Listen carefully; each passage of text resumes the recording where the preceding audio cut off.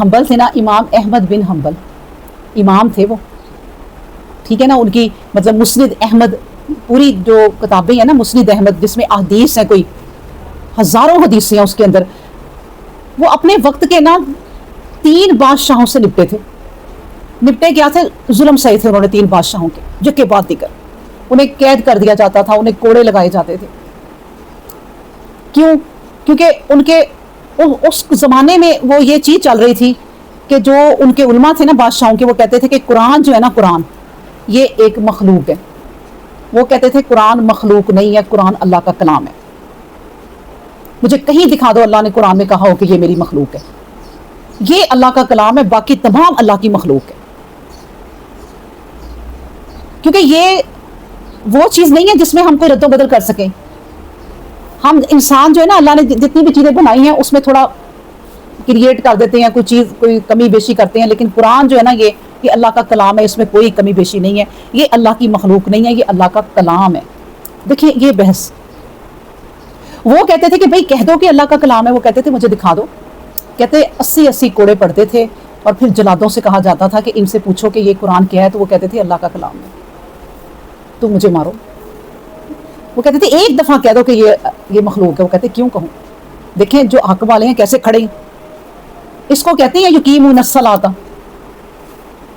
کہ جب کوئی ایسا وقت آ گیا آپ پر تو آپ پھر کھڑے ہو جانا ہے جس طرح نماز میں کھڑے ہو. تو وہ نہیں مانتے تھے. اچھا پھر کیا ہوا؟ جب 3 بادشاہوں کے ظلم ان کے اوپر ہوئے نا، تو پھر ایک بادشاہ آیا اور اس کو نا اس میں انسانیت تھی اور اسے ترس آیا کہ نہیں ایک عالم ہے اور اس کے ساتھ ہم کیا کر رہے ہیں. اس نے ان کو کوئی تقریباً 1 لاکھ درم بھیجے، یا جو بھی اس زمانے کی کرنسی تھی وہ بھیجی، اور اپنے خادموں سے کہا کہ ہاتھ جوڑ کے دینا اور کہنا کہ معاف کر دیں جو بادشاہوں کی طرف سے آپ پر ظلم ہوئے، تو آپ میری طرف سے یہ نذرانہ رکھ لیں، اور کہنا اگر وہ نہ لیں تو ہاتھ جوڑ کے کہنا کہ لے لیں، انکار نہ کریں، آپ نے نہیں رکھنے تو غریبوں میں تقسیم کر دیں، لیکن میرے سے یہ ہدیہ لے لیں، تحفہ لے لیں. اچھا جب میں آپ کو بتا رہی تھی ابھی کہ کسی کو جب سیٹ مل جاتی ہے تو بس پھر کیا ہوتا ہے، ہو. اب جب نا وہ گئے نا، تو اب دیکھیں جب انہیں لاکھوں ملا نا یہ، تو اللہ کی طرف دیکھنے لگ گئے، آسمان کی طرف، کہ اللہ وہ جو ابھی میں نے ظلم سہے تھے نا یہ تیرے بادشاہوں سے، دنیا کے بادشاہوں سے، وہ کم تھے، وہ کم آزمائش تھی وہ کوڑے.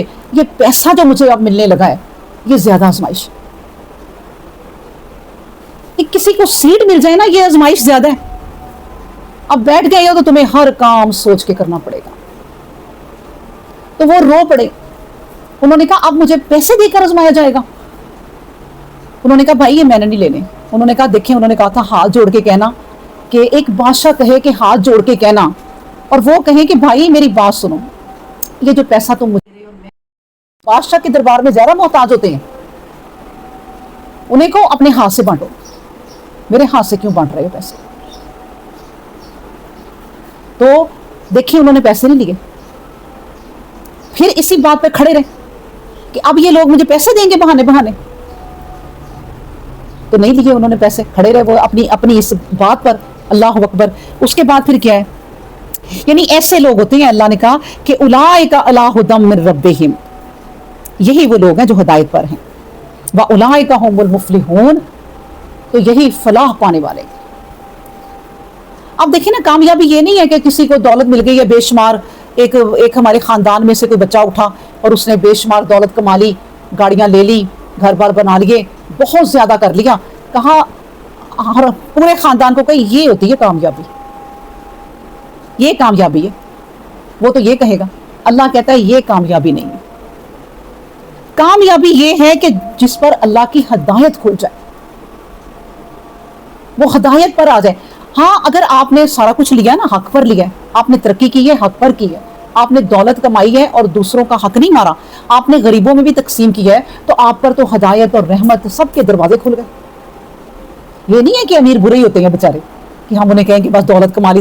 کئی دولت کما کے بھی بہت پیارے اللہ کے پیارے نیکوکار اور کھڑے رہنے والے کہ انہیں کوئی نہیں ہلا سکتا. اچھا پھر اب اگلی آیت دیکھیں، ہم پڑھتے ہیں وَمِنَ النَّاسِ مَن يَشْتَرِي، وَمِنَ النَّاسِ، اور بعض لوگ ایسے ہیں، مَن يَشْتَرِي، جو خرید لیتے ہیں، لَہْوَ الْحَدِيثِ، ऐसी बातों को, ऐसी बातें जो खरीद लेते हैं इस दुनिया की, ली युजिल्ला अन सबीलिल्लाहि, और वो बातें ऐसी हैं ताकि वो उन बातों से गुमराह हो जाएं, अन सबीलिल्लाहि, अल्लाह की राह से, ताकि वो बेसमझे बूझे अल्लाह की राह से गुमराह हो जाएं, बगैर इल्म, इल्म के बगैर। यानी अल्लाह पता अब उन लोगों की बात कर रहे हैं कि ऐसे लोग भी हैं कि जो दुनिया जब उन्हें मिल जाती है ना तो वो समझते हैं कि हम ही मतलब कि सही लोग हैं। अब देखिए ना वो जो नसारा थे, याद है ना, वो यही कहते थे कि भाई अल्लाह की हम पे इतनी रहमतें हैं, इतनी नेमतें हैं कि जन्नत में भी हम ही जाएंगे। वो इन बातों में पड़ जाते हैं, ये वो लग़्व बातें हैं, अल्लाह ने कहा ऐसी बातों में पड़ जाते हैं कि वो गुमराह हो जाते हैं, वो रास्ते से गुमराह हो जाते हैं। अब एक बंदा है, वही बात मैं आपको फिर कहूँ कि जब एक बहुत दौलत मिले ना तो वो अपने गरीब रिश्तेदारों से कहेगा कि मैं अल्लाह का प्यारा हूँ, क्योंकि मुझे ही दौलत दी है अल्लाह ने, तुम्हें क्यों नहीं दी। फिर वही बात कि ऐसी बातों में पड़ गए, कौन सी बातें ये पड़ गए, अन सबीलिल्लाहि, अल्लाह की राह से जो गुमराह कर देने वाली बातें, ऐसी बातों में पड़ गए। ऐसे लोग भी हैं जो दुनिया की ऐसी बातें खरीद लेते हैं, अपनी बातें ले लेते हैं और गुमराही फिर ले लेते हैं, और वो बातें भी कैसी होती हैं, बगैर इल्म, इल्म के बगैर वाली बातें होती हैं, उनमें कोई हकीकत नहीं होती। और क्या करते हैं, वयत्तखिज़ाहा हुज़ुवन, और वो उसका मजाक बनाते हैं। अच्छा किसका मजाक, वो उन लोगों का जो उनसे कमतर रह जाते हैं। अब वही जो कारून था, फिर मैं उसी की मिसाल दे रही हूँ कि वो मूसा को कहता था कि इतनी दौलत अल्लाह ने मुझे दी है, जन्नत में ही मैं ही जाऊंगा, क्योंकि मुझे अल्लाह ने अच्छा इतना समझा, तो जन्नत में भी मैं ही जाऊंगा, दुआ कबूल भी मेरी ही होगी, देख लेना। वो ना दुआ कबूल हुई ना जन्नत हुई। ये कोई कसौटी नहीं है भाई कि दुनिया में अगर आपको कोई दौलतमंद और हर हंसता खेलता घराना मिल रहा है तो वही प्यारा है अल्लाह का।